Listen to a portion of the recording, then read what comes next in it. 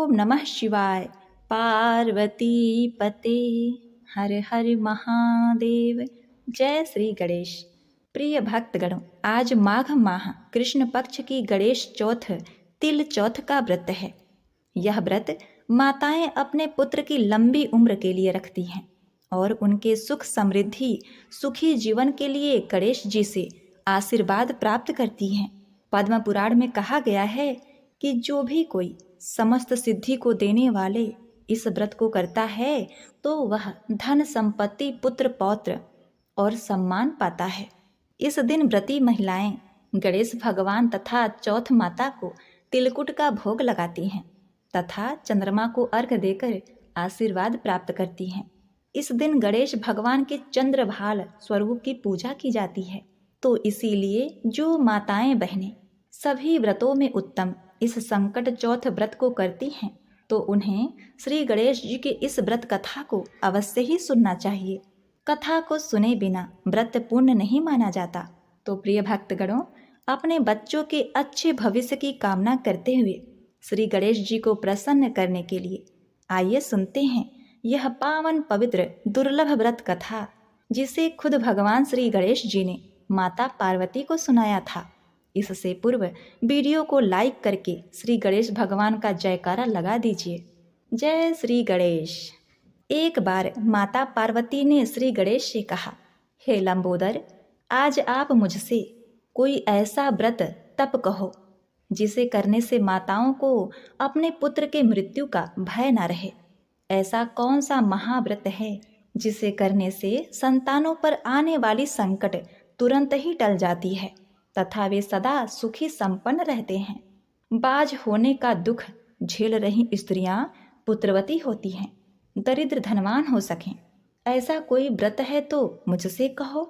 इन वचनों को सुनकर श्री गणेश जी बोले, हे शक्ति स्वरूपा, हे जगदम्बा, हे माता, भादो मास के कृष्ण पक्ष की चतुर्थी को मेरा व्रत करने वाले भक्तगण सभी संकटों से छूट जाते हैं। बांझ को पुत्र, निर्धन को धन, रोगी को सुंदर काया मिलता है और माताओं की संतानों की उम्र लंबी होती है। हे माता, मेरे द्वारा सुनाई गई इस कथा को हाथ में तिल लेकर बड़ी भक्ति भाव से सुनना चाहिए। यह कथा इस प्रकार से है। पूर्व काल की बात है। सत्यवादी राजा हरिश्चंद्र के राज्य में एक बहुत ही निर्धन ब्राह्मण ऋषि शर्मा रहा करता था। वह बड़ा ही तपस्वी तथा भगवान का भक्त था। थोड़े ही समय में उसको एक पुत्र हुआ। दैव योग से ऋषि शर्मा मर गया। पत्नी पुत्र की रक्षा करने लगी, भीख मांगकर लाती और किसी तरह पुत्र का लालन पालन करती थी। वह संकट चतुर्थी का व्रत करने लगी। भीख मांगकर तिल के 10 लड्डू बनाकर गोबर से गणेश जी की प्रतिमा बनाकर सदा पूजा किया करती थी। एक समय उसका 5 वर्ष का पुत्र गणेश जी की मूर्ति को खिलौना समझकर गले में बांधकर खेलने के लिए बाहर निकल गया। उसी समय मूर्ख कुम्हार उस 5 वर्ष के बालक को अपने आमा में डाल दिया। इधर उसकी माता पुत्र को न पाकर पागल सी हो गई और गणेश भगवान का पूजन करके विलाप करने लगी। उसने कहा, हे गणेश, हे महाकाय, हे जटा समूह, हे शोभायमान, पुत्र दुख से पीड़ित मेरी रक्षा करें। हे अनाथों के नाथ, भक्तों को अभिष्ट वर देने वाले, पुत्र दुख से पीड़ित मेरी रक्षा करें। इस प्रकार से आधी रात तक उस बेचारी ने विलाप किया। सवेरा होते ही कुम्हार आवा खोलकर देखता है तो वह 5 वर्ष के बालक को उसी आवा में घुटने तक पानी में खेलता हुआ पाता है। इस प्रकार देखते ही भय के मारे कांपने लगा। इसके बाद जाकर राजा के सामने जैसा उसने किया था वह सब कुछ सुनाया। कुम्हार बोला, हे महाराज, मैंने ऐसा अपराध किया है जिससे मुझे बहुत दुख हो रहा है। हे राजन, राजकन्या के विवाह के लिए मुझे कुछ मिट्टी के बर्तन शीघ्र ही बनाने थे और उसे देने थे, पर कई बार आमा में आग लगाने पर भी वे पके नहीं। तब मैंने जादू टोना जानने वाले एक गुणी से जाकर पूछा तो उसने चोरी से बालक की बलि देने के लिए कहा। तब मुझे बड़ी चिंता उत्पन्न हुई कि किसके बालक को अग्नि में डाला जाए जिसके बालक को अग्नि में डालूंगा वह तो तुरंत ही मुझे काट डालेगा। इस भय से किसी राण के लड़के की बलि देने का मैंने निश्चय किया और अपनी भार्या को यह समझाकर कहा कि ऋषि शर्मा नामक ब्राह्मण मर गया है। उसका लड़का 5 वर्ष का है। उसकी विधवा माता भीख मांगकर अपना और पुत्र का लालन पालन करती है। यदि उसके पुत्र को बलिदान कर दिया जाए तो वह गरीब दुखिया कुछ न कर सकेगी और मेरे सब बर्तन पक जाएंगे। फिर मैंने उस बालक को खेलते हुए पकड़कर आवा में डाल दिया और सुखपूर्वक रात को सो गया। सवेरे होते ही आवा के बर्तन पके हैं या नहीं सोचकर आवा खोलकर देखा तो जिस अवस्था में बालक को डाला था वह उसी अवस्था में वहां पर निर्भय होकर खेल रहा था। यह देखकर मैं भयभीत हुआ और यहाँ आया हूँ। इस प्रकार उसके वचन को सुनकर राजा चकित हुआ और स्वयं आवा के पास आकर खेलते हुए लड़के को देखकर अपने आप से कहा कि यह कैसी बात है। इस आमा के भीतर घुटने तक कमल से सुशोभित जल और वैदूर्य मणि के समान दुर्वा कैसे प्राप्त हुई। इस दरिद्र बालक को न तो आग का आँच लगा, न तो ये किसी प्रकार से जला है, न तो इसे प्यास लगी। घर की तरह निर्भय होकर यहाँ खेल रहा है। राजा के इतना कहने पर रोती बिलखती ब्राह्मणी वहाँ आ पहुँची और अपने बालक को देखकर उसे उठाकर छाती से लगा लिया। उसे चूमती है और रोती कलपती हुई राजा के आगे बैठ गई। राजा हरिश्चंद्र बोले, ब्राह्मणी, अग्नि ने इस बालक को क्यों नहीं जलाया? क्या तू कोई टोटका जानती है अथवा कोई उग्र तप किया है?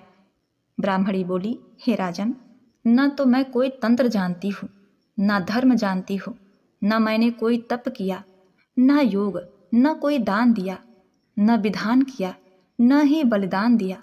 हे राजेंद्र, मैंने केवल संकट नाशक गणेश का एकमात्र उत्तम व्रत किया है जिसके प्रभाव से मेरा बालक कुशल है।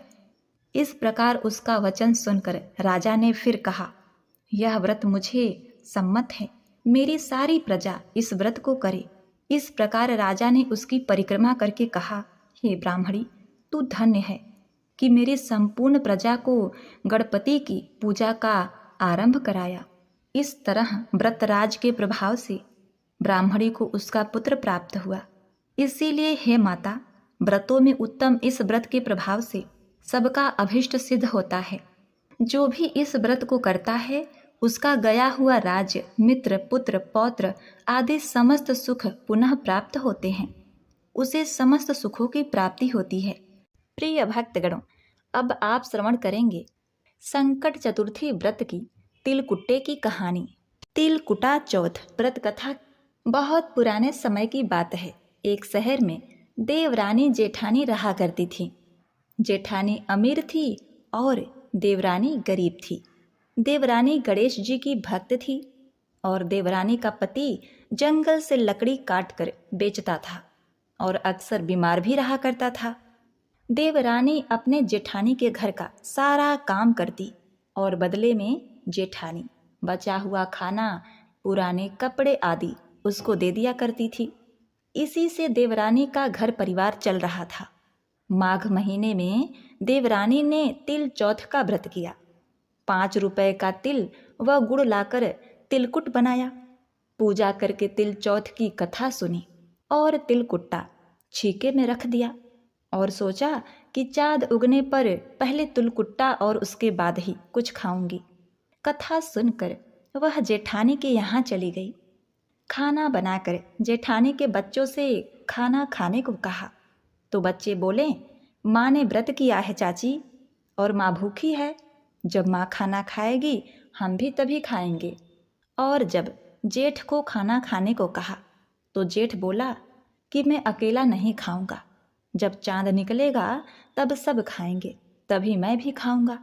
अब देवरानी जेठानी के पास जाती है और उससे अपने घर के लिए कुछ खाना मांगती है तो जेठानी ने कहा कि अरे, आज तो किसी ने अभी तक खाना नहीं खाया, तुम्हें कैसे दूं? तुम सुबह आना और जो बचा हुआ खाना रहेगा सुबह ले जाना। प्रिय भक्तगणों, देवरानी के घर पति बच्चे सब आस लगाए बैठे थे कि आज तो त्योहार है, इसलिए कुछ पकवान आदि खाने को मिलेंगे। परंतु बच्चों को जब पता चला कि आज तो रोटी भी नहीं मिलेगी, तो बच्चे जोर जोर से रोने लगे। क्या करते बेचारे, बहुत भूखे थे। उसके पति को भी बहुत गुस्सा आया। कहने लगा कि दिन रात काम करके भी 2 रोटी नहीं ला सकती हो, काम क्यों करती हो। पति ने गुस्से में आकर पत्नी को कपड़े धोने के धोबना हाथ से छूट गया तो पाटे से मारा। बेचारी गणेश जी को याद करती हुई रोते रोते पानी पीकर सो गई। उसी दिन गणेश जी देवरानी के सपने में आए और कहने लगे, धोबने मारी पाटे मारी, सो रही है या जाग रही है। वह बोली, कुछ सो रही हूँ महाराज, कुछ जाग रही हूँ। गणेश जी बोले, भूख लगी है, कुछ खाने को दे दो। देवरानी बोली, क्या दूँ, मेरे घर में तो अन्न का एक दाना भी नहीं है। जेठानी बचा खुचा खाना देती थी, आज वो भी नहीं मिला। पूजा का बचा हुआ तिलकुट्टा छीके में पड़ा है, वही खा लो। तिलकुट्टा खाने के बाद गणेश जी बोले, धोबने मारी पाटे मारी, निपटाई लगी है, कहाँ निपटूं। वो बोली, इतना सारा जगह पड़ा है, यही निपट लो, जहाँ इच्छा हो वहाँ निपट लो। फिर गणेश जी बोले, अब कहाँ पोछूं। अब देवरानी को बहुत गुस्सा आया कि कब के तंग करे जा रहे हैं। वो बोली, मेरे सर पर पोछो, और कहाँ पोछोगे। सुबह जब देवरानी उठी तो यह देखकर हैरान रह गई कि पूरा घर हीरे मोती से जगमगा रहा है। सिर पर जहाँ विनायक जी पोछनी कर गए थे, वहाँ हीरे के टीके व बिंदी जगमगा रहे थे। उस दिन देवरानी जेठानी के घर काम करने नहीं गई। बड़ी देर तक राह देखने के बाद जेठानी ने अपने बच्चों को देवरानी को बुलाने को भेजा। जेठानी ने सोचा कल खाना नहीं दिया, इसीलिए शायद देवरानी बुरा मान गई है। अब देखिए, बच्चे बुलाने गए और बोले, चाची चाची चलो, माँ ने बुलाया है, सारा काम पड़ा है। देवरानी ने कहा, बेटा बहुत दिन तेरी माँ के यहाँ मैंने काम किया है, अब तुम अपनी माँ को ही मेरे यहाँ काम करने भेज दो। बच्चों ने जाकर माँ को बताया कि माँ, चाची का तो पूरा घर हीरे मोतियों से जगमगा रहा है, चाची ने सुंदर सुंदर गहने पहने हुए हैं। जेठानी दौड़ी दौड़ी देवरानी के पास आई और पूछा कि ये सब कैसे हुआ। देवरानी उसके साथ जो कुछ भी हुआ था सब कह डाली। ये सब सुनकर जेठानी के मन में लालच आ गया। घर लौटकर जेठानी अपने पति से कहती है कि सुनो जी, आप भी मुझे धोबने और पाटे से मारो। उसका पति बोला कि तू बावली है क्या। अरे भली मानस, मैंने कभी तुम पर हाथ नहीं उठाया, मैं तुम्हें धोबने और पाटे से कैसे मार सकता हूँ। प्रिय भक्तगणों, इस पर भी वह नहीं मानी और जिद करने लगी। मजबूरन पति को उसे मारना पड़ा। अब क्या था, मार खाने के बाद उसने ढेर सारा घी डालकर चूरमा बनाया, छीके में रखकर सो गई। रात को चौथ विनायक जी सपने में आए, कहने लगे, भूख लगी है, क्या खाऊं। जेठानी ने कहा, हे गणेश जी महाराज, मेरी देवरानी के यहाँ तो आपने सूखा रूखा तिलकुट्टा खाया था, मैंने तो घी डालकर चूरमा बनाया है, आपके लिए छीके में रखा है और फल मेवे भी रखे हैं, जो चाहे खा लीजिए। अब क्या था, गणेश जी पेट भरकर खा लेते हैं और उनका पेट खराब हो जाता है। गणेश जी बोले, अब निपटने कहाँ जाऊं। जेठानी बोली, देवरानी के यहाँ तो टूटी फूटी झोपड़ी थी, मेरे यहाँ तो कंचन के महल हैं, जहाँ चाहो निपट लो। फिर गणेश जी ने पूछा, अच्छा अब कहाँ पोछूं। जेठानी बोली, मेरे ललाट पर बड़ी सी बिंदी लगाकर पोछ लो। देवरानी के बाल तो बहुत गंदे थे, मैंने अपने बाल में चमेली के तेल लगाए हैं, मेरे बाल में ही पोछ लो। धन की भूखी जेठानी सुबह बहुत जल्दी उठ गई। सोचा कि घर हीरे जवाहरात से भर चुका होगा, पर देखा तो पूरे घर में गंदगी फैली हुई थी, तेज बदबू आ रही थी। उसके सर पर भी बहुत सी गंदगी लगी हुई थी। उसने कहा, हे गणेश जी महाराज, ये आपने क्या किया? मुझसे रूठे और देवरानी पर टूटे। जेठानी ने घर की सफाई करने की बहुत कोशिश करी, परंतु गंदगी और ज्यादा फैल गई। जेठानी के पति को मालूम चला तो वह बहुत ही गुस्सा हुआ। बोला, तेरे पास इतना सब कुछ था, फिर भी तेरा मन नहीं भरा? तू कितनी लालची है। परेशान होकर विनायक जी महाराज के पास मदद के लिए विनती करने लगी। विनायक जी ने कहा, देवरानी से जलन के कारण तूने जो किया था वह उसी का फल है। अब तू अपने धन में से आधा उसे देगी, तभी यह सब साफ होगा। उसने आधा धन बांट दिया, किंतु मोहरों की एक हांडी चूल्हे के नीचे गाड़ दी। उसने सोचा कि किसी को पता नहीं चलेगा, और उसने उस धन को नहीं बांटा। उसने कहा, हे विनायक जी महाराज, अब तो अपना यह सब बिखराव समेटो। वो बोले, पहले चूल्हे के नीचे गाड़ी हुई मोहरों की हांडी निकालो और ताखे पे रखी हुई 2 सुइयां उतारो। इस प्रकार विनायक जी ने सुई जैसी छोटी चीज का भी बंटवारा कराकर अपनी माया समेट ली। हे गणेश जी महाराज, जैसे आपने देवरानी पर कृपा करी, वैसे सब पर करना। कहानी कहने वाले, सुनने वाले और हुंकारा भरने वाले पर सब पर अपनी कृपा दृष्टि बनाए रखिएगा। किंतु जेठानी को जैसी सजा दी वैसे किसी को मत देना। बोलो गणेश जी महाराज की जय। चौथ माता की जय।